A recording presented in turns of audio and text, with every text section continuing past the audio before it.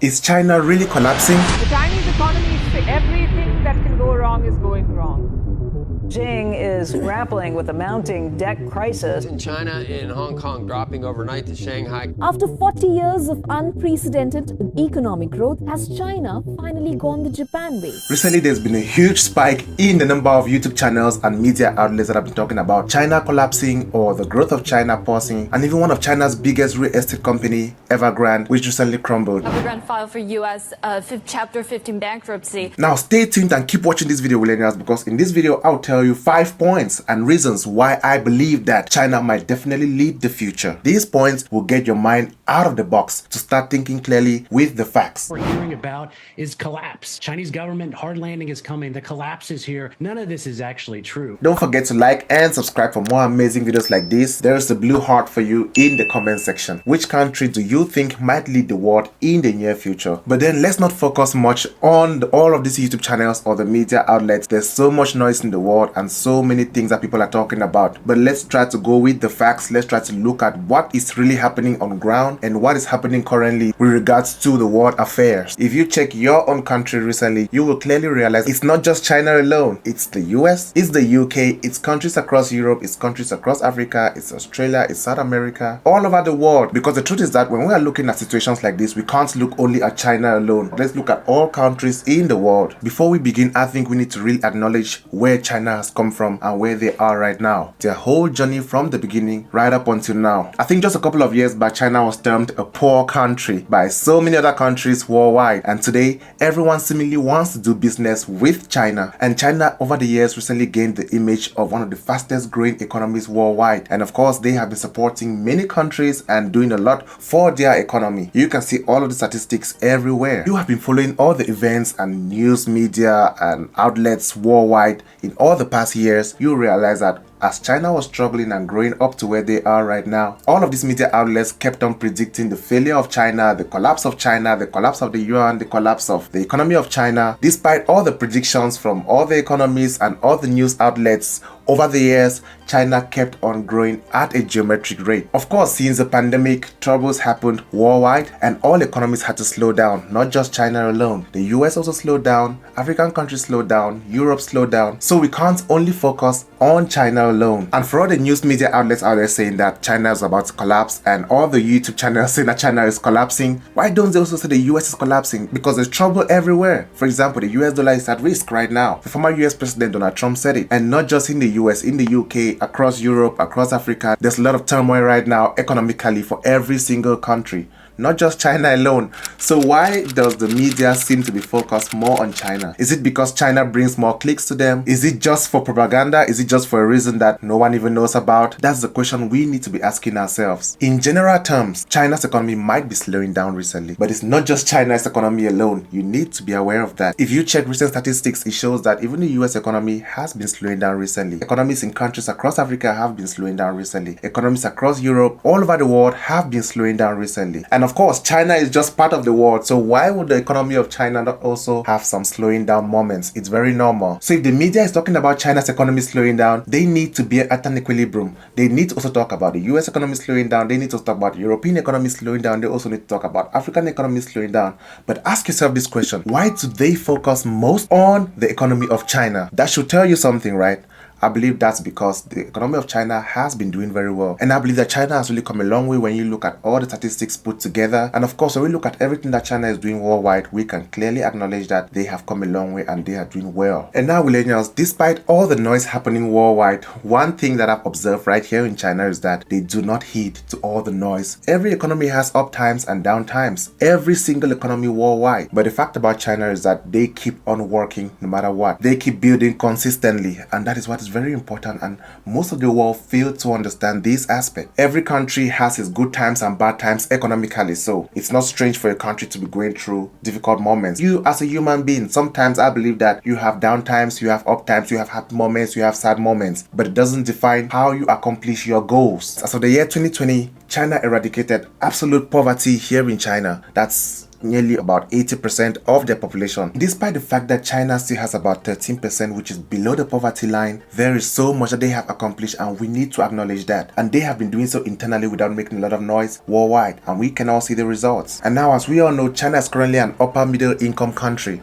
which goes to show how much effort they have put into eradicating poverty here in China. Well, it's not completely eradicated because, of course, no country can eradicate poverty completely from the economy. And that's the reason why most people usually come in the comment sections of my videos and say, I need to go to the slums to make a video. I need to go to the slums and show. Of course, every country has slums. There's no perfect country in the world. I've been saying this over and over again. And when I talk about China possibly controlling the world in the near future, I really mean this after my deep research and my deep understanding of the way China works and the way the Chinese culture works. Here's my reason. Well, let me dive into the 5 points. Point number 1, the future of the country. When we talk about the future of a country, what are we talking about? Do we mean all the skyscrapers, all the buildings? No, that's not what we mean. What we mean are the kids that we have today, the youth of that country. These are the people who will make up the future of any country. So when we look at this aspect critically, let's ask ourselves, what values are we teaching our kids in the Western world, and what values are being taught to the kids here in China? When you compare this, you will clearly understand the reason why I said the future might definitely belong to China. Take, for example, go to social media. Let's take TikTok, for example. There's thousands, if not millions of kids in our Western world on TikTok, on social media, on Facebook, on Instagram, doing crazy stuff, focusing the time on all the crazy stuff and wasting time that they could use to learn something more productive. Whereas right here in China, if you go to the media, if you check out social media and you watch the kind of content that most people produce, most kids watch, you realize that their mindsets are geared towards success, is geared towards growth, towards creativity. So most kids here in China do not focus on just the random woke stuff that we all claim in the West about. You know, in many countries, so many kids on TikTok, so many kids on social media, they focus on maybe doing some random TikTok pranks or some random TikTok challenges, and that kills the brain of the youth, which is our future. Unlike here in China, I believe that they are focused on building a stronger society, a society where kids respect their parents, kids respect adults, kids respect each other. And now let me ask you in the comment section, do you think the kids who spend most of the time on social media, on TikTok, doing TikTok challenges, like 80% of the time, will be better than kids who really spend the time doing something creative? Well, for me, I don't think so. So that's one of the reasons why I think the future of every country depends on their kids, depends on their youth, and China is really doing great at that. Now, heading on to point number 2, talking about the culture. Most countries all over the world have a foundational culture, and many countries have lost this culture, but not really China. China has really merged the two perfectly, and they are trying to spread their culture to the world, which definitely means that they are making other people understand their culture even much better. And now many more people are beginning to realize that China isn't what they thought it was before. If you look at China perfectly, you realize that they have some valuable cultural aspects which definitely helps to push their economy forward. Of course, not all aspects might be perfect, and if you compare most of these to the Western world, you realize a huge difference between the two cultures. These cultures help the Chinese people to have the right mindset to be able to work internally and then grow externally. If we can't maintain our own culture in our own economy, in our own country, in our own location, we won't be able to rule the world in general. You need to start from your home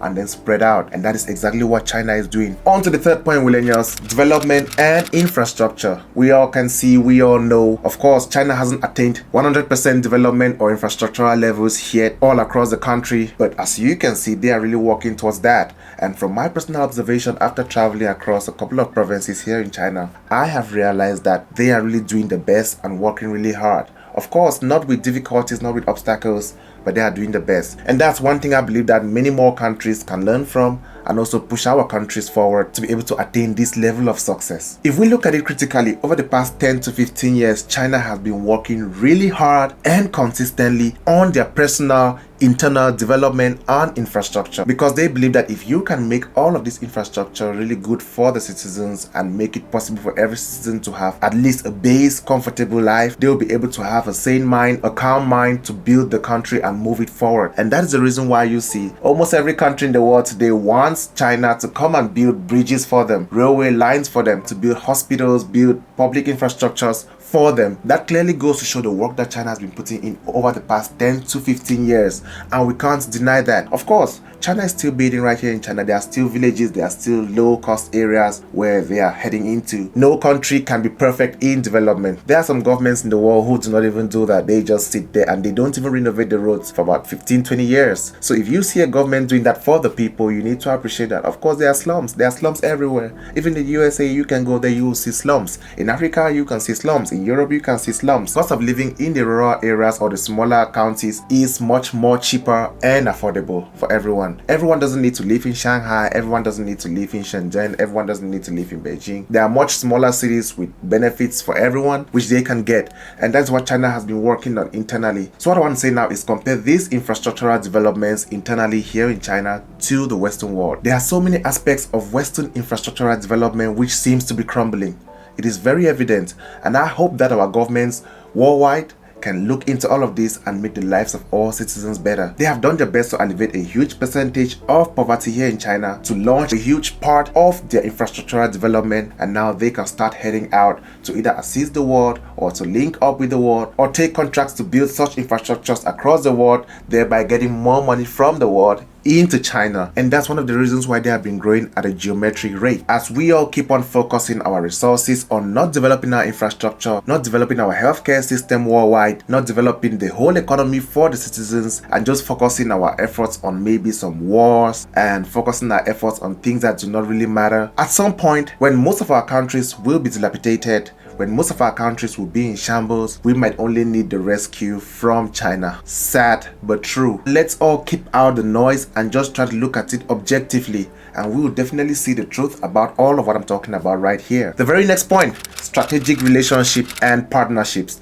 We can all see, like I said in the previous point, over the past 10 to 15 or maybe 20 years, China has been focusing on building internally. They didn't hurry, they were not noisy, they were calm, they were working internally, and now they have started spreading out, which leads to strategic partnership and relationships. We can all see the recent relationships between China and countries across Africa, for example, with South Africa, with Zambia, with Zimbabwe, and many other countries. And not just in Africa, we can see business and infrastructural deals being signed between Chinese companies and the government of China and countries across Europe. And of course, even the US, despite all the restrictions being set in the US, there are still business deals being signed between China and the US, and China still sends a lot of stuff to the US, China still sends a lot of stuff to Europe and across Africa. So when you look at all of this, I believe that China has been very strategic with their international policies and looking to head deep into the economies of most countries. And now you can ask yourself, why is this possible? I believe this is possible because they were able to build internally, and now they can move externally, because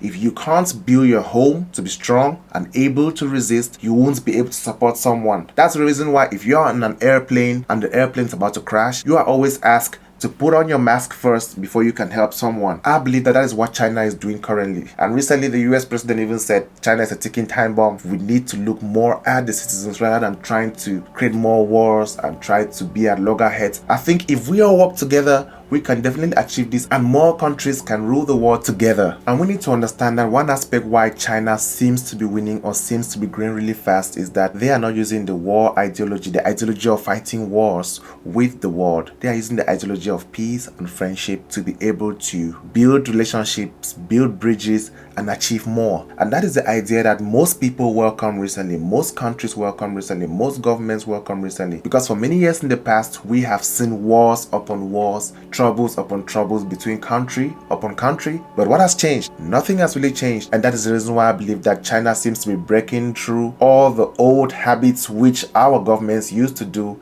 and doing it differently. And people are really welcoming that. Many people do not really want the wars anymore. Many people just want peace, harmony, stability, safety, and happiness in their various locations, and be able to have a 3 square meal with their families. There are many other aspects that China is doing rightly, which might definitely lead them into leading the world in the near future. But then I just had to point out about 5 which I did my personal research on, and I thought it was just simply logical for you and I to think about it and reflect upon this and see that it's a simple basic step forward which China is using recently. Again, I know that so many people watching this video right now will have a contrary view or ideology about this particular topic, but then to each their own. And if you are watching this video right now and you have a different idea or a different suggestion Feel free to drop it down in the comment section. Which country do you think might lead the world in the near future? Feel free to drop your own country down in the comment section, and of course we can talk about it. Why not? Thank you so much for watching this video. Don't forget to like and subscribe. Remember, this is Willen.